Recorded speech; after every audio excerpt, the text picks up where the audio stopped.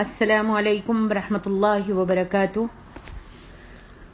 نحمده ونصلی علی رسوله الکریم رب اشرح لی صدری ویسر لی امری واحلل عقدۃ من لسانی یفقهوا قولی رب زدنا علما یا رب فقہنا فی الدین یا رب فقہنا فی الکتاب والسنہ یا رب علمنا علمک ودینک وسنت نبیک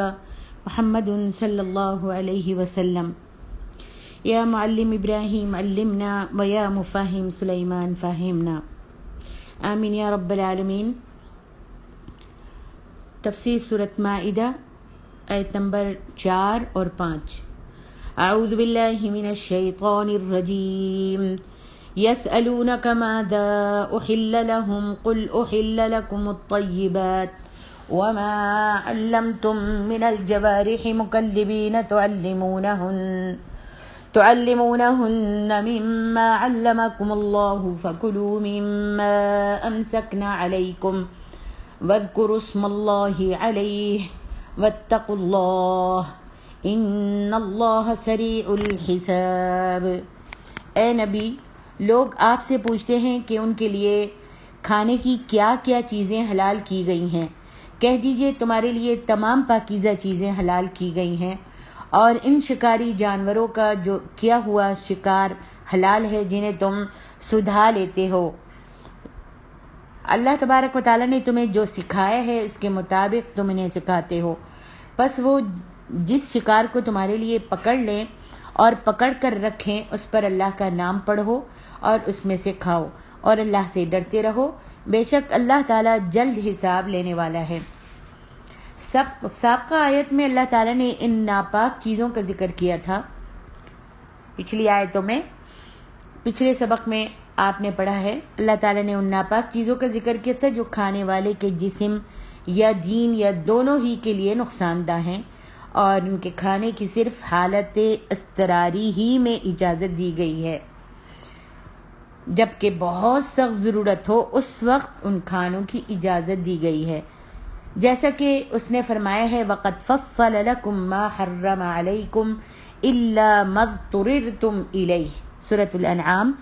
جو چیزیں اس نے تمہارے لیے حرام قرار دی ہیں وہ ایک ایک کر کے بیان کر دی ہیں اللہ تعالیٰ نے، بے شک ان کو نہیں کھانا چاہیے مگر اس صورت میں کہ ان کے کھانے کے لیے تم ناچار ہو جاؤ، تم کو دوسرا کوئی کھانا نہ مل رہا ہو اور بہت ہی ناچار ہو جاؤ، بہت ہی اضطراری حالت میں آ جاؤ، تو تم کو اس کھانے کی اجازت دی گئی ہے۔ اب اس آیت میں اللہ رب العالمین فرماتے ہیں کہ یسألونک ماذا احل لهم قل احل لکم الطیبات، وہ آپ سے پوچھتے ہیں کہ کون کون سی چیزیں ان کے لیے حلال کی گئی ہیں، ان سے کہہ دیجئے کہ سب پاکیزہ چیزیں تمہارے لیے حلال ہیں۔ جیسا کہ اللہ تبارک و تعالیٰ سورۃ اعراف میں بھی اپنے نبی محمد صلی اللہ علیہ وسلم کی شان بیان کرتے ہوئے فرماتے ہیں کہ آپ پاک چیزوں کو ان کے لیے حلال کرتے ہیں اور ناپاک چیزوں کو ان پر حرام ٹھہراتے ہیں۔ اس آیت میں کھانے پینے کی اشیاء کی حلت و حرمت کے متعلق ایک عظیم الشان اصول بتایا گیا ہے، جسے فقہی زبان میں یوں ادا کیا جاتا ہے کہ ہر چیز کی اصل اباحت ہے، اور اس کا مطلب یہ ہے کہ کھانے پینے کی تمام اشیاء دو شرطوں کے ساتھ تمہارے لیے حلال ہیں۔ ایک یہ کہ وہ چیز پاکیزہ اور صاف ستھری ہو، گندی، باسی، سڑی ہوئی اور بدبودار نہ ہو۔ دوسرے یہ کہ اس کے متعلق شریعت میں یہ صراحت نہ ہو کہ وہ حرام ہیں۔ اس طرح حرام اشیاء کا دائرہ بہت محدود ہو جاتا ہے اور حلال اشیاء کا دائرہ بہت وسیع ہو جاتا ہے، جبکہ اس آیت کے نزول سے پہلے عموماً یہی سمجھا جاتا تھا کہ حلال صرف وہ چیز ہو سکتی ہے جس کے متعلق شریعت میں واضح ثبوت موجود ہو، جیسا کہ اس آیت میں مسلمانوں کے یہی سوال کرنے سے بھی ظاہر ہوتا ہے۔ اس آیت کے ذریعے اللہ تعالیٰ نے سابقہ نظریے کو بدل کر، پچھلے نظریے کو بدل کر اور حلال اشیاء کا دائرہ وسیع کر کے مسلمانوں پر احسان عظیم فرمایا ہے۔ شکاری جانوروں کے متعلق شکاری جانوروں میں پرندے بھی شامل ہیں، جیسا کہ یہاں فرمایا وَمَا عَلَّمْتُم مِّنَ الْجَوَارِحِ مُكَلِّبِينَ تُعَلِّمُونَهُنَّ مِمَّا عَلَّمَكُمُ اللَّهُ۔ شکاری جانوروں میں پرندے بھی شامل ہیں، جیسے باز اور شکرا وغیرہ، جیسے کتا، چیتا، باز،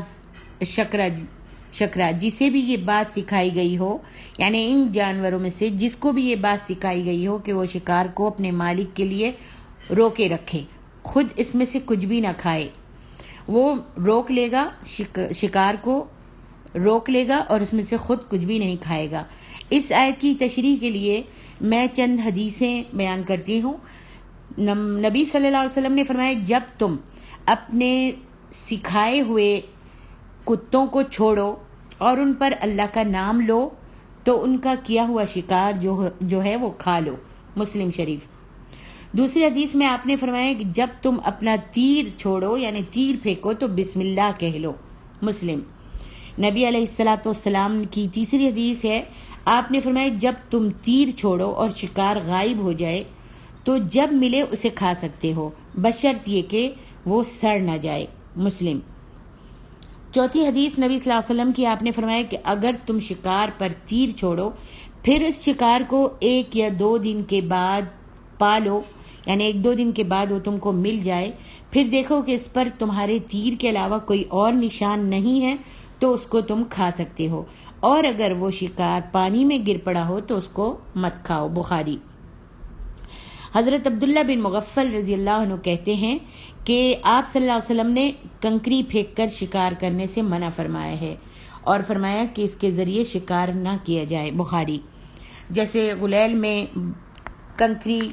لگا کر اور وہ ماری جاتی ہے، اس سے شکار کرنے سے اللہ کے رسول صلی اللہ علیہ وسلم نے منع فرمایا ہے۔ چھٹی حدیث ہے، نبی علیہ الصلوۃ والسلام نے فرمایا اللہ تعالیٰ نے ہر چیز میں احسان کرنا فرض کر دیا ہے، لہذا جب تم کسی جاندار کو مارو یا ذبح کرو تو احسن طریقے سے مارو، یعنی ذبح کرتے وقت اپنی چھری کو تیز کر لیا کرو اور خوب تیز کر لیا کرو تاکہ اس مذبوحہ جانور کو کم سے کم تکلیف ہو، سبحان اللہ، مسلم۔ فرمایا کہ جب تم اپنے سکھائے ہوئے کتے کو چھوڑو اور اللہ کا نام بھی لے لو تو جو شکار وہ تمہارے لیے پکڑے اسے کھا لو۔ میں نے کہا کہ اگر وہ اسے قتل کر دیں، اس کو قتل کر دیں، فرمایا خواہ وہ اس کو قتل کر دیں، بشرط یہ کہ قتل میں کوئی ایسا کتا شریک نہ ہو جو ان میں سے نہ ہو، یعنی تم نے تو اپنے کتے کو چھوڑتے وقت اللہ کا نام لیا ہوتا ہے اور کسی دوسرے پر اللہ کا نام نہیں لیا ہوتا۔ میں نے عرض کی کہ میں شکار پر چھری لگی ہوئی لاٹھی پھینکتا ہوں جو اس کو لگ جاتی ہے، فرمایا اگر تم ایسی لاٹھی پھینکو اور وہ اس کو پھاڑ دے تو اسے کھا لو، اور اگر وہ لاٹھی عرض کی طرف سے لگے تو وہ چوٹ لگا ہوا جانور ہے، اس کو مت کھاؤ۔ یہ پچھلے سبق میں بھی میں نے اس کی تفسیر اور اس کو اچھی طرح بیان کیا تھا، اور صحیح بخاری و مسلم ہی کی ایک دوسری روایت میں ہے اذا ارسلت کلبک فاذکر اسم اللہ فإن امسک علیک فادرکتہ حیا فاذبحہ وإن ادرکتہ قد قتل ولم یأکل منہ فکلہ فإن أخذ الكلب زکاتہ۔ جب تم اپنے کتے کو بھیجو تو اس پر اللہ کا نام لو، اور اگر وہ تمہارے لیے پکڑے اور تم اسے ذبح پالو تو اسے ذبح کر لو، اور اگر تم اس کو پاؤ کہ اس نے اسے قتل کر دیا ہے لیکن اسے خود نہیں کھایا تو پھر تم اسے کھا لو، کیونکہ کتے کا اسے پکڑنا ہی اس کو ذبح کرنا ہے۔ اور صحیح بخاری مسلم ہی کی ایک روایت میں یہ الفاظ بھی ہیں کہ اگر اس نے شکار کو خود کھا لیا ہو تو پھر اس کو تم مت کھاؤ، یعنی تم نے کتے کو بھیجا شکار کرنے کے لیے اور اس نے شکار کر کے اس کو مار کر خود کھا لیا ہے تو تم اس میں سے مت کھاؤ، کیونکہ مجھے خدشہ ہے کہ یہ شکار خود اس نے اپنے لیے کیا ہوگا، واللہ اعلم۔ آگے ارشاد ربانی ہے الیوم احل لکم الطیبات وطعام الذین اوتوا الکتاب حل لکم وطعامکم حل لهم والمحصنات من المؤمنات والمحصنات من الذین اوتوا الكتاب من قبلکم اذا آتيتموهن اجورهن محسنين غير مسافحين ولا متخذي أخدان ومن يكفر بالإيمان فقد حبط عمله وهو في الآخرة من الخاسرين۔ آج تمہارے لیے پاکیزہ چیزیں حلال کی گئی ہیں اور اہل کتاب کا کھانا تمہارے لیے حلال ہے اور تمہارا کھانا ان کے لیے حلال ہے، اور تمہارے لیے پاک دامن مسلمان عورتیں اور ان لوگوں کی پاک دامن عورتیں حلال ہیں جنہیں تم سے پہلے کتاب دی گئی، جبکہ تم انہیں ان کے مہر دے دو، نیز انہیں نکاح کی قید میں لانے والے بنو، نہ کہ بدکاری کرنے والے اور نہ چھپی آشنائی رکھنے والے، اور جو ایمان سے انکار کرے گا تو اس کا عمل یقیناً برباد ہو گیا اور وہ آخرت میں نقصان اٹھانے والوں میں سے ہوگا۔ اللہ تبارک و تعالی نے یہ ذکر کرتے ہوئے کہ اس نے اپنے مومن بندوں کے لیے ناپاک چیزوں کو حرام اور پاک اشیاء کو حلال قرار دیا ہے، فرمایا الیوم احل لکم الطیبات، آج تمہارے لیے سب پاکیزہ چیزیں حلال کر دی گئی ہیں۔ پھر اللہ تبارک و تعالی نے اہل کتاب یعنی یہود و نصارہ، اہل کتاب کس کو کہتے ہیں؟ جن کو کتاب دی گئی، یہود جو موسیٰ علیہ السلام کو مانتے ہیں پیغمبر، عیسیٰ کو پیغمبر نہیں مانتے، ٹھیک ہے، اور نصارہ وہ ہیں جو موسیٰ کو تو مانتے ہیں، عیسیٰ پر ایمان لاتے ہیں، لیکن محمد صلی اللہ علیہ وسلم کی رسالت کو نہیں مانتے، تو ان کو اہل کتاب کہا جاتا ہے۔ یعنی یہود و نصارہ کے ذبیحوں کا حکم بیان کرتے ہوئے اللہ تعالیٰ فرماتا ہے وَطَعَامُ الَّذِينَ أُوتُوا الْكِتَابَ حِلٌّ لَكُمْ، اہل کتاب کا کھانا بھی تمہارے لیے حلال ہے۔ حضرت ابن عباس اور دیگر کئی ائمہ کا فرماتے ہیں کہ یہاں کھانے سے مراد اہل کتاب کے ذبیحہ ہیں، اور اس بات پر تمام علماء کا اجماع ہے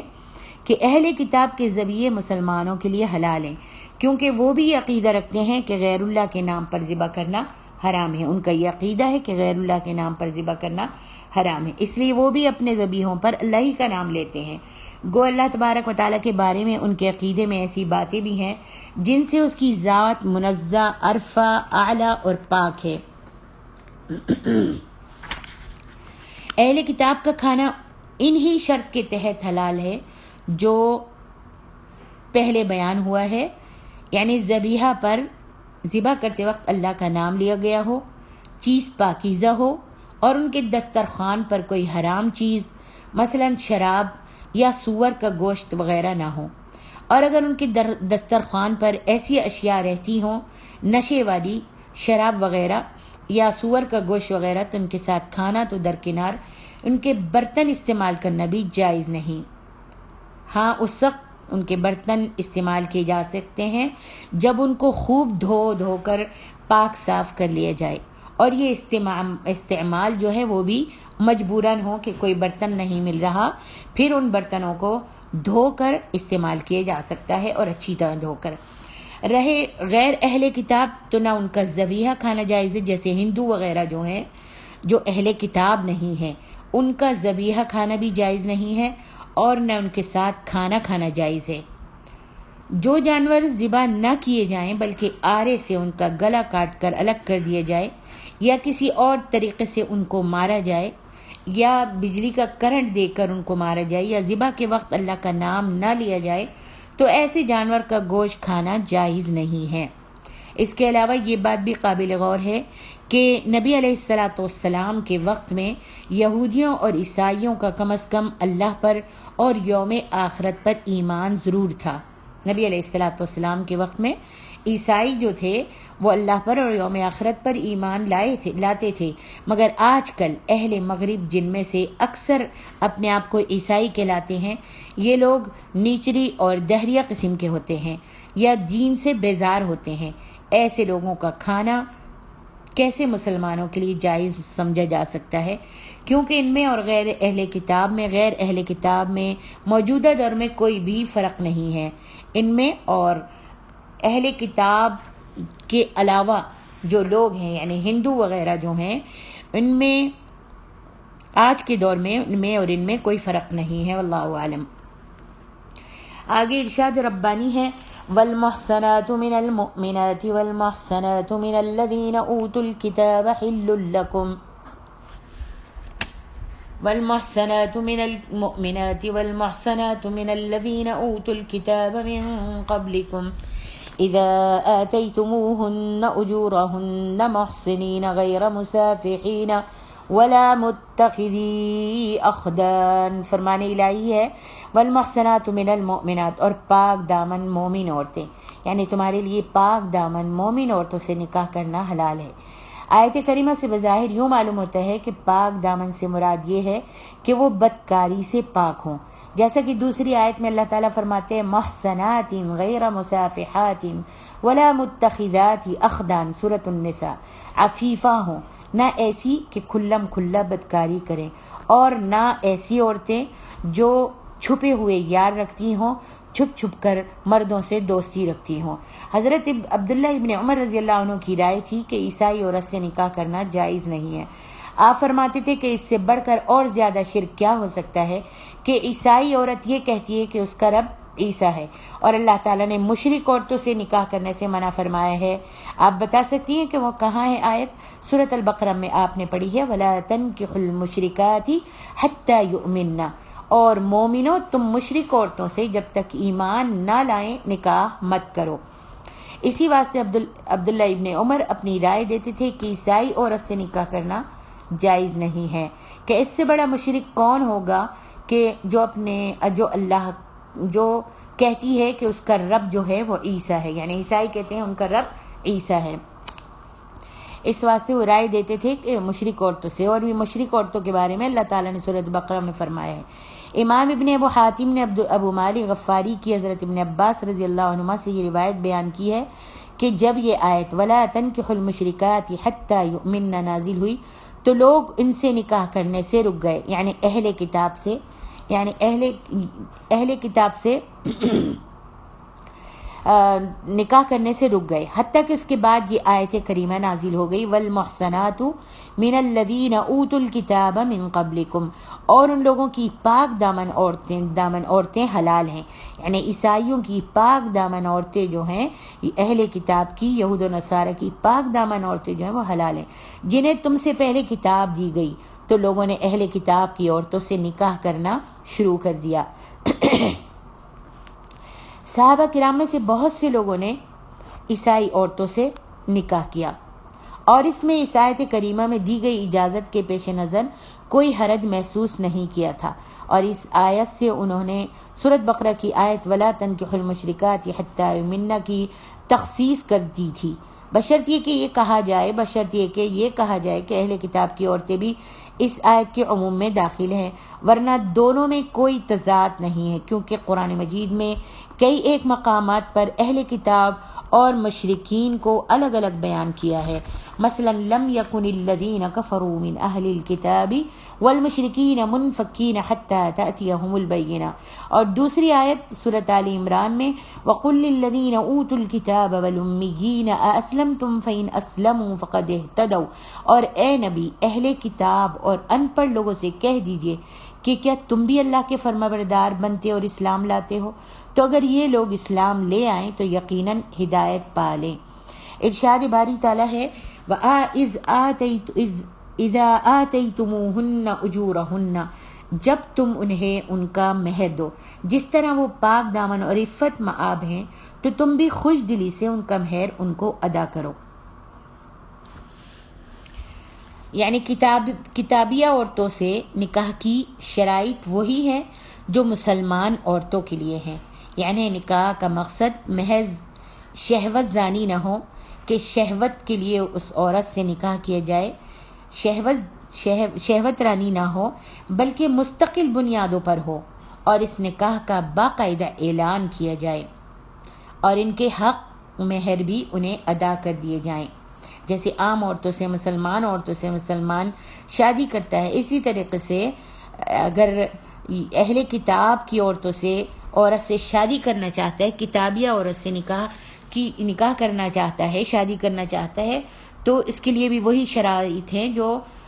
مسلمان عورت سے شادی کرتے وقت پورے کرتا ہے۔ نکاح کا مقصد جو ہے صرف اس کو شہوت سے استعمال کر کے چھوڑ دینا نہ ہو یا اپنا مطلب نکالنا نہ ہو، بلکہ مستقل بنیادوں پر ہو، اور اس نکاح کا باقاعدہ اعلان ہو اور ان کے حق بھی یعنی مہر بھی ان کو ادا کیا جائے۔ مگر کتابیہ عورت سے نکاح صرف اس صورت میں جائز ہوگا جب کسی فتنے کا خطرہ نہ ہو، یعنی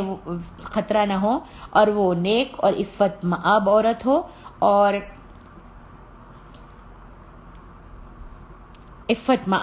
ہو اور چھپے جو یار ہیں، چھپی ہوئی دوستیاں ہیں وہ رکھنے والی نہ ہو اور شراب پینے والی نہ ہو، تو اس سے نکاح کیا جا سکتا ہے۔ مگر کتابی عورت سے نکاح صرف اس صورت میں جائز ہوگا جب کسی فتنے کا خطرہ نہ ہو۔ مثلا ایک شخص اگر کسی خوبصورت کتابی عورت سے نکاح کے بعد اس کے دین کی طرف مائل ہو جائے، یعنی عیسائی بن جائے یا پھر یہودی بن جائے، اگر یہ اس کا ارادہ ہے تو ایسی صورت میں نکاح ہرگز جائز نہیں ہوگا، جیسا کہ اس آیت کے آخر میں اللہ تعالیٰ فرماتے ہیں وَمَن يَكْفُرْ بِالْإِيمَانِ فَقَدْ حَبِطَ عَمَلُهُ۔ اس سے ظاہر ہوتا ہے اس خطرے کے پیش نظر حتی الامکان کتابیہ عورتوں سے نکاح سے بچنا ہی بہتر ہے، اور اگر ایسی اضطراری حالت ہو، عبد الرحمن کیلانی صاحب کتاب قرآن تفسیر القرآن میں لکھتے ہیں کہ اس خطرے کے پیش نظر اس آیت کے آخر میں جو الفاظ ہیں وَمَن يَكْفُرْ بِالْإِيمَانِ، اس سے ظاہر ہوتا ہے اس خطرے کے پیش نظر حتی الامکان کتابیہ عورتوں سے نکاح سے بچنا ہی بہتر ہے، اور اگر ایسی اضطراری حالت ہو کہ نکاح نہ کرنے سے فتنے میں پڑنے کا اندیشہ ہو تو پھر نکاح کر لینے میں کوئی حرج نہیں۔ واللہ اعلم۔